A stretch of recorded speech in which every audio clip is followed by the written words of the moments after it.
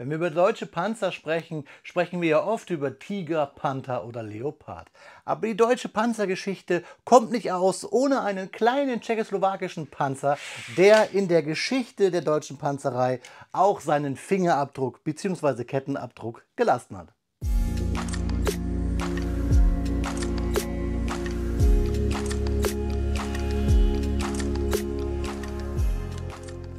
Willkommen in der Noppenplätzchenscheune. Mein Name ist Blockstar und Freunde, heute gibt es mal wieder ein Video aus der Kategorie Kobi Classics. Ein Set aus 2017, also 7 Jahre ist es schon her. Es hat 380 Steinchen und hätte mich bei eBay neu in Verpackung, ihr seht es gleich, fast 70 Euro gekostet. Ich habe aber den Verkäufer dank Preisvorschlag runterhandeln dürfen. Falls du das siehst, vielen lieben Dank. Und ihr seht es ja schon hier und ihr habt es am Intro schon gesehen. Wir sprechen heute über das Kobi-Set 2384, über den LT-VZ 38, den Panzerkampfwagen 38. Das T steht für die Tschechoslowakei und was es mit diesem Set auf sich hat und warum es so wichtig ist, gerade wenn wir über viele andere deutsche Panzer sprechen in den 1930er, 1940er Jahren, das erfahrt ihr jetzt in diesem Video. Kommt mit mir auf den Bautisch, wo ich diese kleine Rarität aus der heutigen Zeit gesehen natürlich jetzt mit euch öffne und dann natürlich bauen und besprechen werde, liebe Freunde.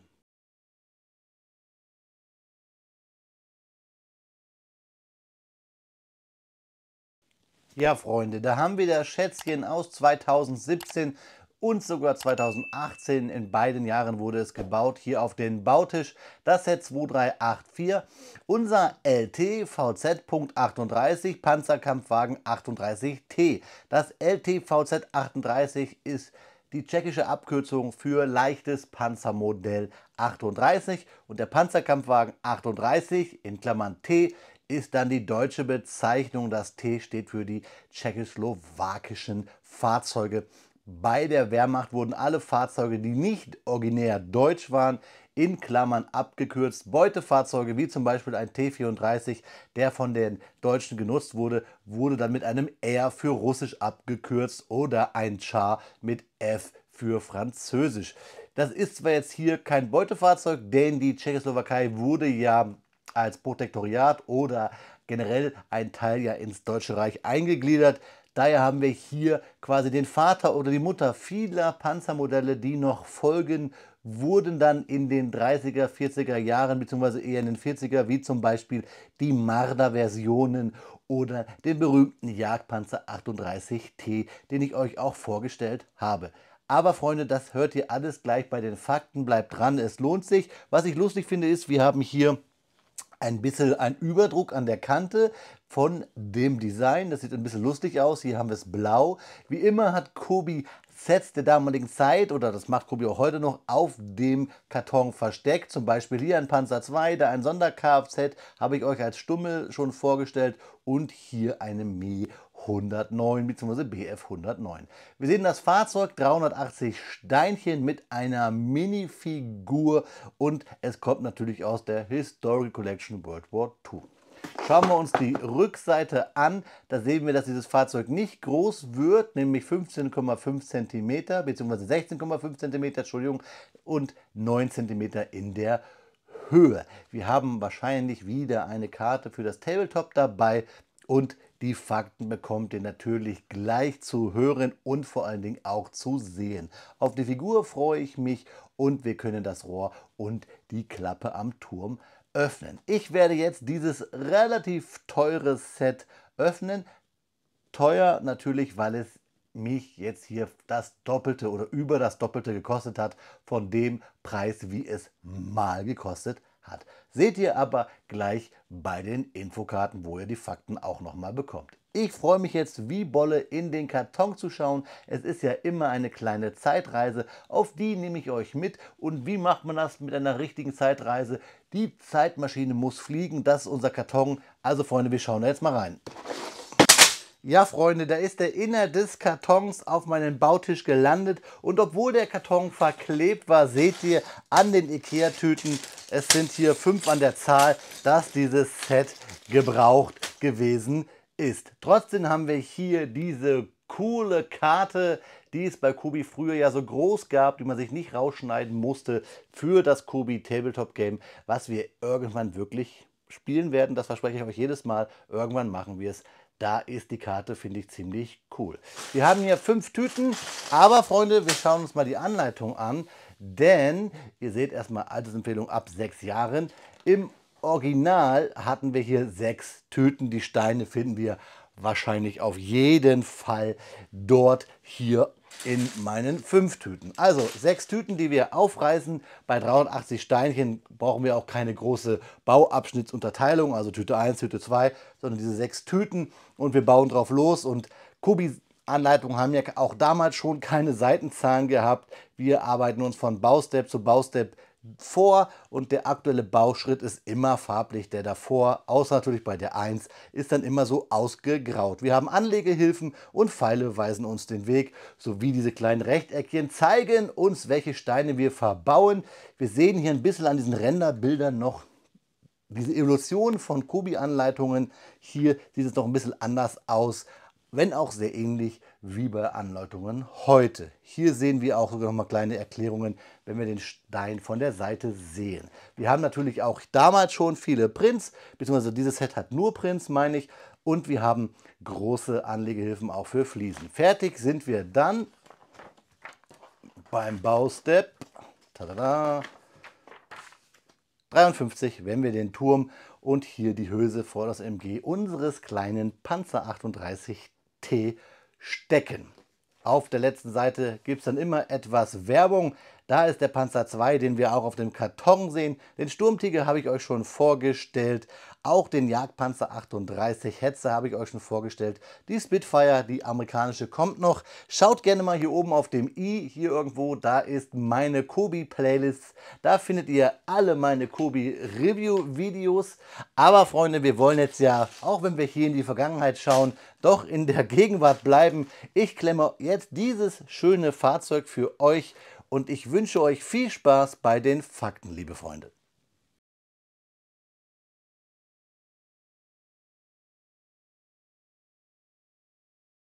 Speedbildzeit ist Faktenzeit und natürlich, liebe Freunde, sprechen wir heute über das historische Vorbild mit seinen charakteristischen Chassis. Mein Großvater hat dieses Chassis immer Skoda zugeordnet und mir ist dies auch ein bisschen in der Argumentation und in dem Terminus übergegangen. Verzeiht mir also, wenn ich in diesem Video ab und zu vom Skoda-Fahrwerk rede. Freunde, wir sprechen heute natürlich über den Panzerkampfwagen 38T. Der Panzer 38T ist ein bemerkenswertes Fahrzeug in der Geschichte der Panzerentwicklung. Ursprünglich in der Tschechoslowakei entworfen, war dieser leichte Panzer in vielen frühen Kampagnen des Zweiten Weltkriegs ein wichtiger Bestandteil der deutschen Panzerkräfte. Die Entwicklung des Panzer 38T begann in den späten 1930er Jahren in der tschechoslowakischen Firma ČKD, bekannt auch als BMM, Böhmisch-Mährische Maschinenfabrik. Der ursprüngliche Prototyp, bekannt als LT für Z38, wurde 1938 fertiggestellt und zeigte beeindruckende Leistung in Tests.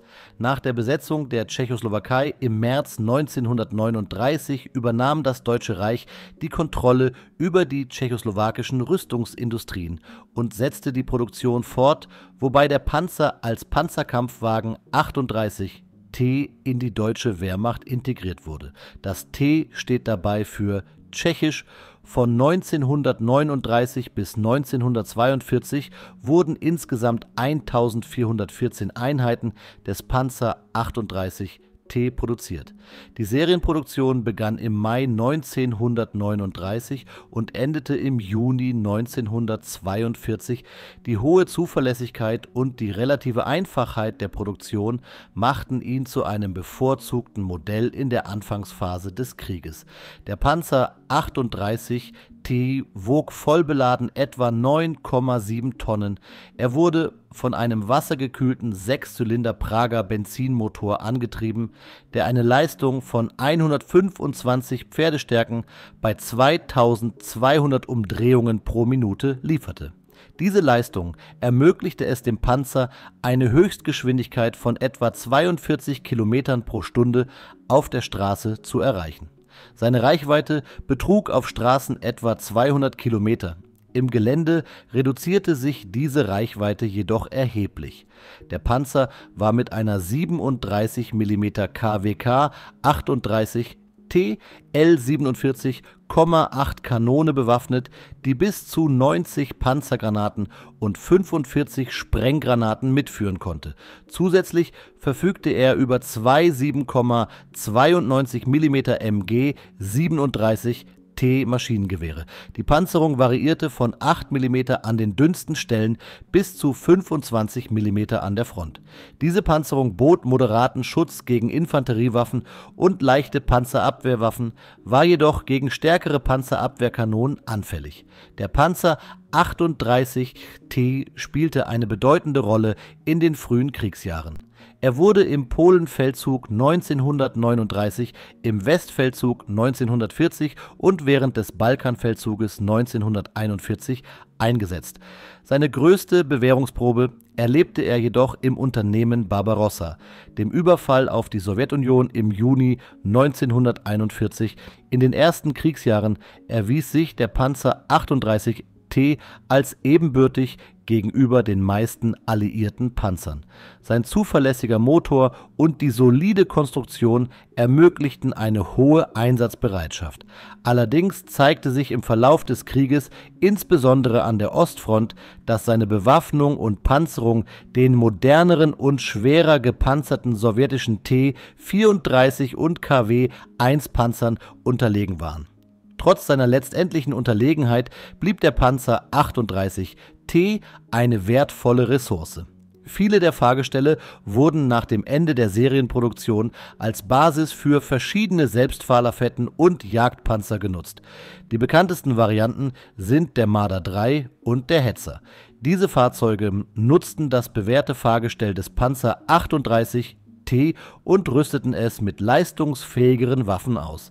Der Marder III war eine improvisierte Panzerjäger-Version, die eine 75 mm PK-40 oder eine erbeutete sowjetische 76,2 mm Kanone trug. Der Hetzer, offiziell als Jagdpanzer 38T bezeichnet, war ein effektiver und kompakter Jagdpanzer, der ab 1944 in großen Stückzahlen produziert wurde.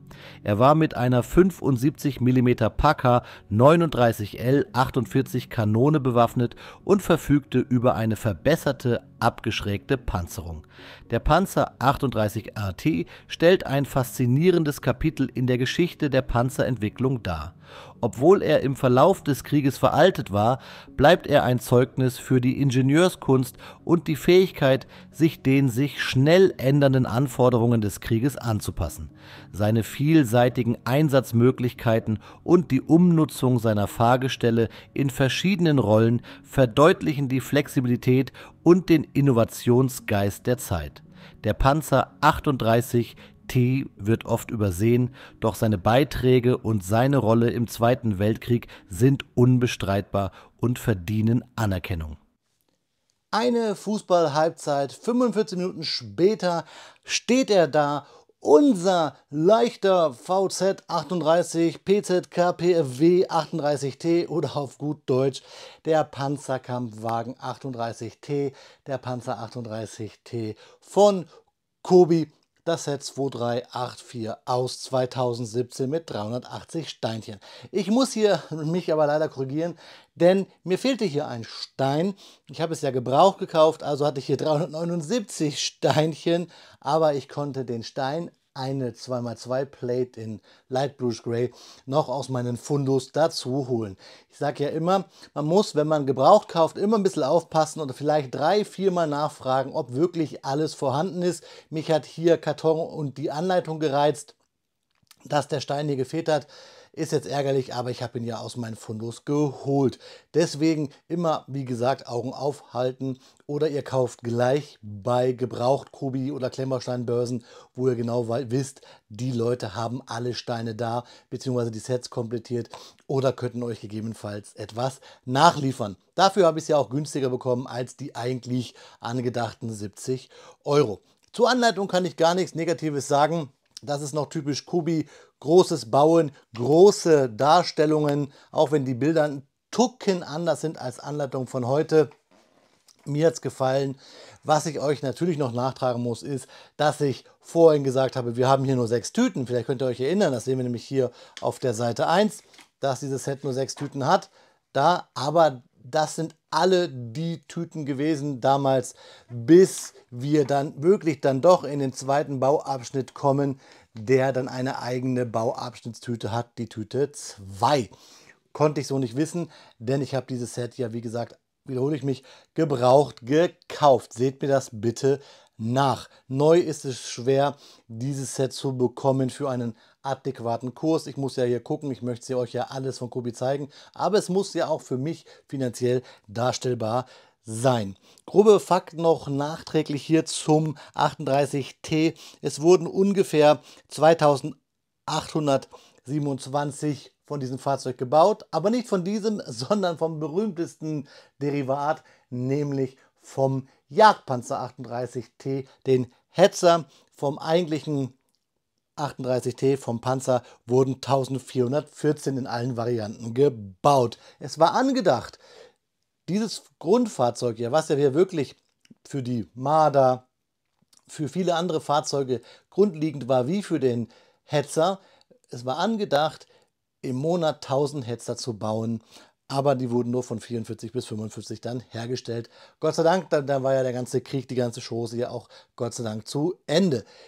Mein Opa hat immer von diesem Tschechenfahrwerk geschwärmt. Mein Opa war Panzersoldat im Zweiten Weltkrieg und er hat immer gesagt, dass ein bestimmter Mensch aus Österreich die Tschechei haben wollte, nur wegen den Skoda-Werken, um halt dort solche Fahrzeuge produzieren lassen zu können. Ob das stimmt, keine Ahnung. Mein Opa hat mir das immer wieder erzählt. Mein Opa war halt bei der Truppe und hat dementsprechend so einen Kram gehört, Propaganda oder wie auch immer. Keine Ahnung. Ich habe euch mal zum Vergleich hier den in 1:35 Panzer 38T gegenübergestellt aus dem Battle of Arras Set, die 2284.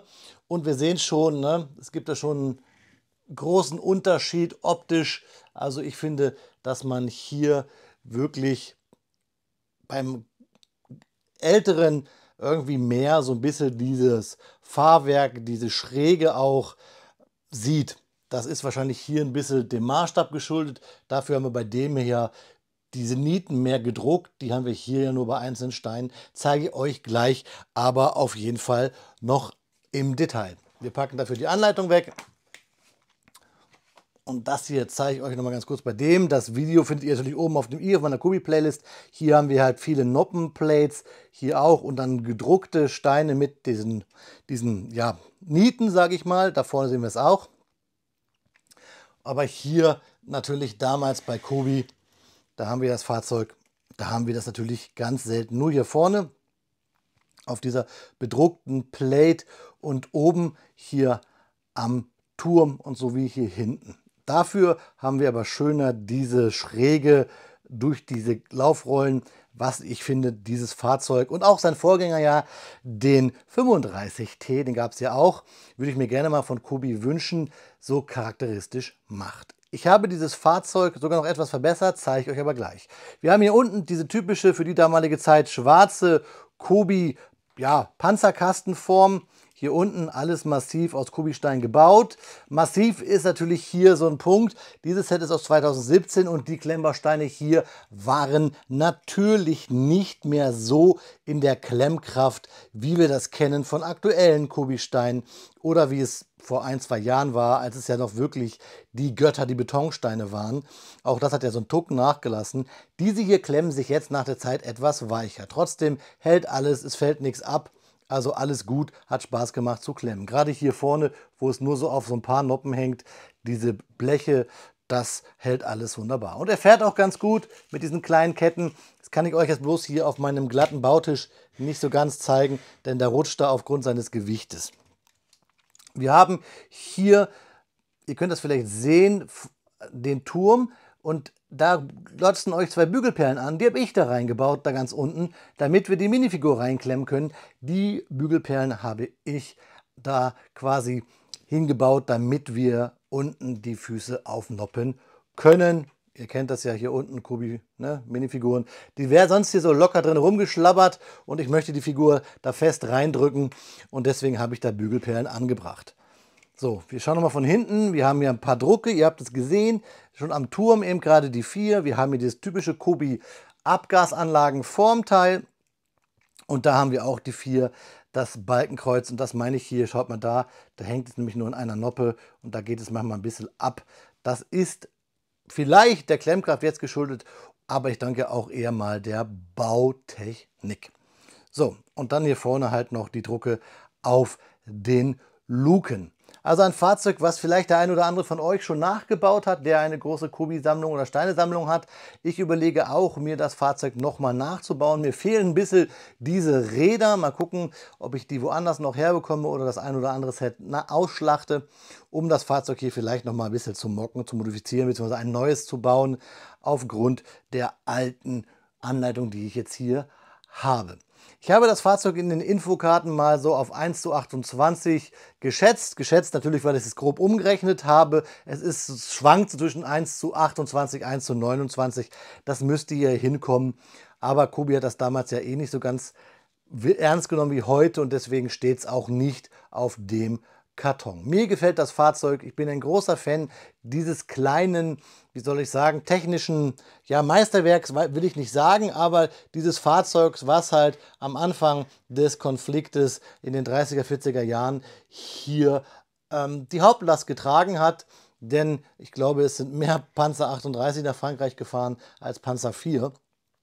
Und deswegen finde ich es halt super interessant. Und wie gesagt, ich habe es euch erzählt, mein Großvater hat immer geschwärmt von diesen Laufrollen, von diesem Fahrwerk dieser kleinen tschechoslowakischen Fahrzeuge. Ja, zum Schluss, normalerweise mache ich es immer andersrum, noch die Minifigur, die kennen wir aber eigentlich so von Kubi schon. Dieser Herr, der immer so aussieht wie Homer Simpson, der das sauerste Lutschbonbon der Welt lutscht, mit diesem eingedrückten Gesicht, mit seinem Dienstglas und dieser Panzeruniform hier mit roten Litzen.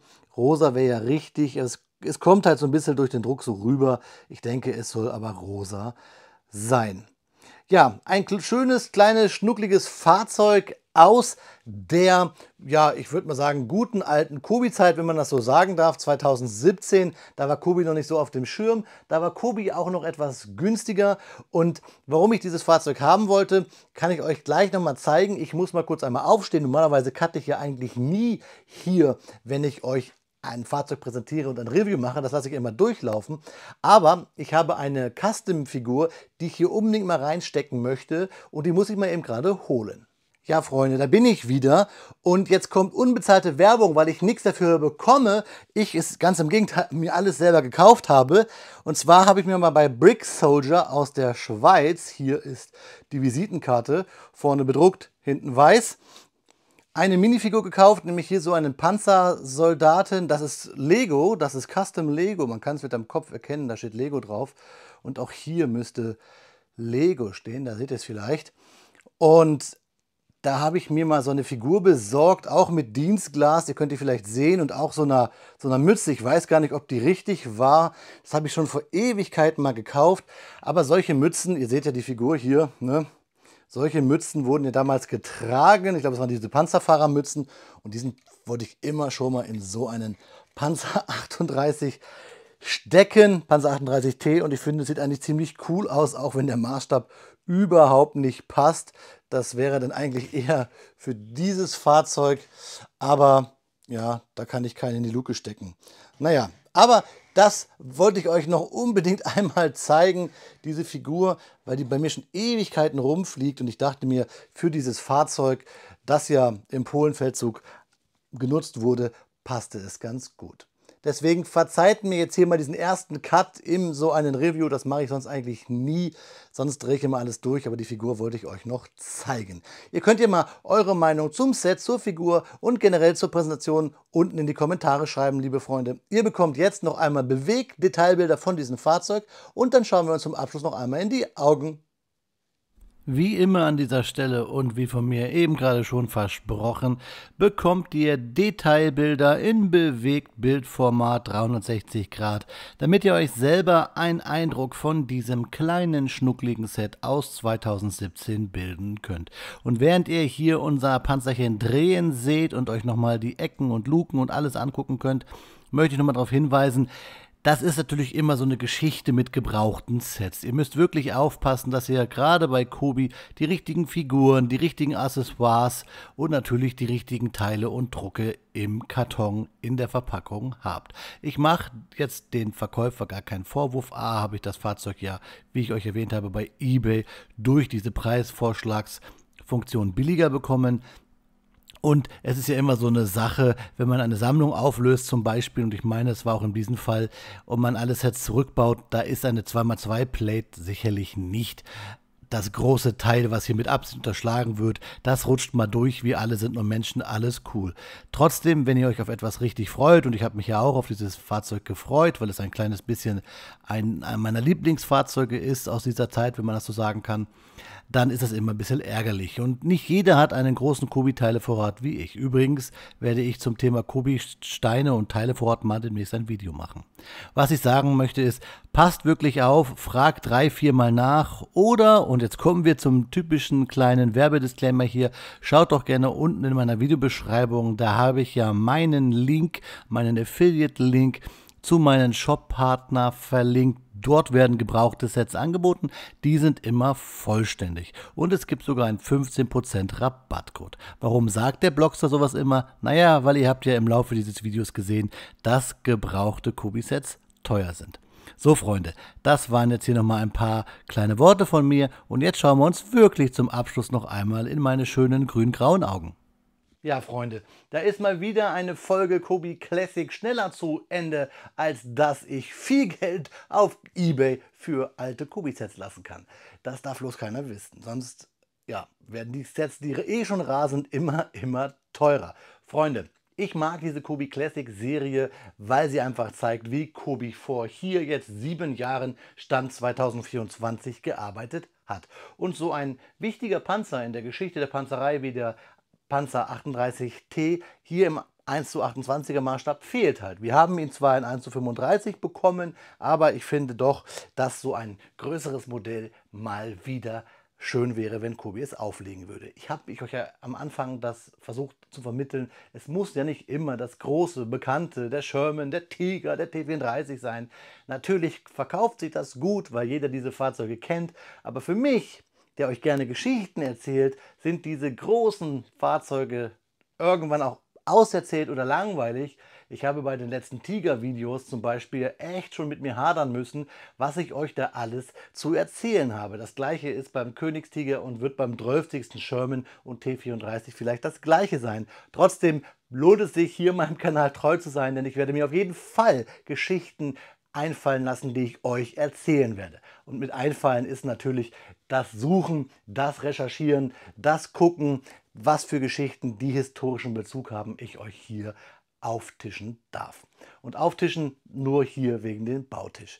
Ich komme zwar gebürtig aus der Region, wo der Lügenbaron von Münchhausen herkommt, aber Freunde, fast alles, was ich euch hier erzähle, ist wahr oder irgendwie historisch verbürgt.